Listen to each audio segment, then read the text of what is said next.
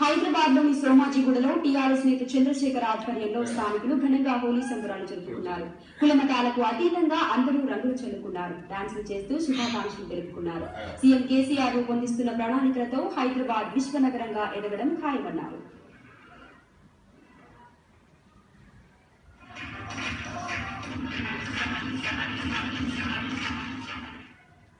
పండుగ ఏదైతే జరుపుకుంటామో ఇదంతా కేసీఆర్ కష్టం మూలంగా కేసీఆర్ ముఖ్యమంత్రి అయిన తర్వాత ఈరోజు మనం ఏదైతే హోలీ జరుపుకుంటామో చాలా ఆనందంగా ఇప్పటివరకు ఈ తెలంగాణ ప్రజలు ఎప్పుడూ జరుపుకోని విధంగా కేసీఆర్ సమక్షంలో జరుపుకుంటారు.